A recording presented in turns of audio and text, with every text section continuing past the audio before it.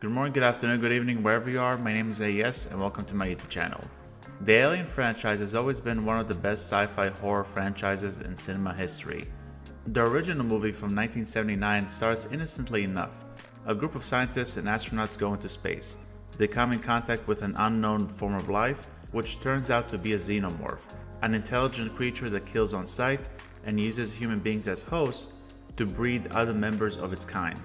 The series has had its share of black sheep over the years, but it doesn't change the fact that the lore about Ellen Ripley and the xenomorphs is certainly iconic. As time has gone by, we have experienced several representations of the IP in the gaming industry. Most of them are lackluster, a few of them succeed with flying colors.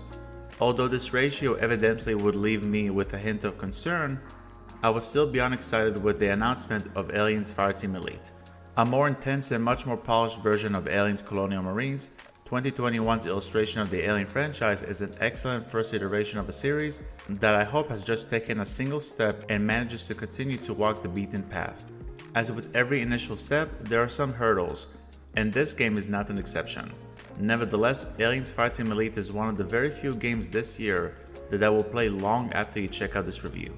What are my thoughts on today's game? Time to find out. Without further ado, let's review Aliens Fireteam Elite, which was released this year and for the purpose of transparency, was played on the PlayStation 5. Story. Easily the weakest part of this package, the narrative in Aliens Fireteam Elite is somewhat forgettable. You play as a nameless soldier who accompanies your higher-ups to investigate 4 different areas that are populated by a murderous alien species. Prometheus is the penultimate entry in the movie franchise so far, and it received some pushback by viewers due to the lack of action and slow pace. However, what it unquestionably nails is the lore that is presented through conversations between the characters and the architecture of the environments. The same cannot be said about today's highlighted video game. All of the plot points are delivered in one of 2 ways: discussions with the woman in your communication device during your missions, Backup generator is beyond Honecker's ping. We can kick it after we grab him. and interactions with non-playable characters on board the main hub. The former does not work because your focus and attention will be on incoming danger, while the latter fails because there is no lip syncing whatsoever. It is distracting and takes away from the character's emotions when they talk, so I could not bring myself to care about what he or she was telling me. Board the station, find Hanukkah, and extract him. Staff Sergeant Herrera will be the voice in your ear. She'll guide you, warn you of enemy movements, and provide support. I have experienced far worse storytelling in gaming, but I don't think I will remember the ins and outs of Fireteam Elite's narrative a week from now or even later. Visuals and audio design. As a complete contrast to the tale that Aliens Fireteam Elite tries to tell, the presentation is wonderful. It may showcase a smaller number of resources when compared to Alien Isolation in the graphics department, but I still love the atmosphere and the level design of each of the 4 campaigns. In addition, the interior portion of the ship where you hang out with friendly NPCs looks great, the character and weapon models are serviceable, and the aliens are awesome. The animations are also smooth, and the frame rate rarely drops, even if 50 xenomorphs are charging at you. When it comes to the sound effects and music, the developers behind the title knew how to appeal to the fans of the IP. The authenticity you sense when firing your gun is second to none. The chosen tunes are appropriate for each of the stages. The xenomorphs shriek, just like the movies.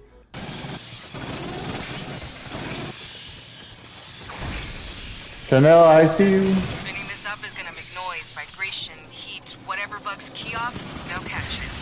My only minor criticism is the voice acting, which does not offer anything special. It also doesn't help when it is tagged along by the aforementioned issue with lip syncing. Even with this problem in mind, I have to commend everyone who had a role in creating Alien Fireteam Elite's presentation. Gameplay. If you played 2019's World War Z, you know what to expect when it comes to the mission structure of Aliens Fireteam Elite's combat-specific assignments. You traverse each area while trying to complete objectives and kill inhuman creatures. In addition to the variations within the xenomorph species, there are also synthetic enemies, and another enemy type that you will discover for yourselves during the second campaign. While you are slaughtering your opposition, you will be tasked with defending a station, interact with different switches, and escape the more risky locations. You will repeat the same cycle in each of the 12 chapters, in addition to a horde mode that you will unlock at the end of the story mode and operates as you would expect. Survive as many waves of monsters as possible. That's a very brief synopsis of the gameplay, but there are other aspects that ought to be mentioned. Prior to commencing your journey into dangerous territory, you will be placed inside a spaceship, where you can talk to computerized allies and buy weapons and upgrades. Your time at the hub will allow you to enhance and switch your current arsenal, as well as equip specific chips that improve your abilities in general. They include an increased damage output from grenades or faster reload speed, among many others. Once you're set, you choose between 5 different classes, and they all feel vital to your success. There is the Gunner, who is the traditional assault class in other shooting-based video games, the Demolisher, who is the heavy hitter and can use a smart gun, the Technician, who supports teammates with buffs and equipment, the Doc, who is the healer, and the Recon, who can locate and mark enemies. Even though it may seem like a detriment, it is cool that there can only be 3 members per team, encouraging you to strategically think about the best combination of classes in accordance with your teammates' preferences.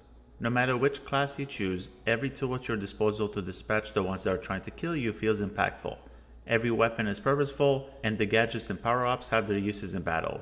While completing the missions, you will have access to more powerful weapons and a chance to increase your combat level, which is essentially the power level from the Destiny games. Matching your ranking with a recommendation of a given chapter is not necessary, as my co-op partner and I were able to beat the finale while being around level 300, and the game's suggestion was level 500. Nonetheless, the option changes if you play Fireteam Elite by yourself.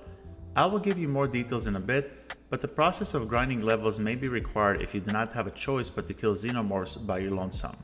I'm glad that the game offers the option to check out the available number of modes offline with a couple of decently behaved AI companions, but it is clear that the developers want you to play online with strangers or with friends. All in all, every aspect of Aliens Fireteam Elite's gameplay is either great or excellent. I only wish that the difficulty scaling did not force solo players to grind levels to experience the core 4 campaign modes that are included in your purchased product. Fun factor: when you look forward to a game and it actually delivers on what you wanted in key areas, you're going to enjoy it immensely.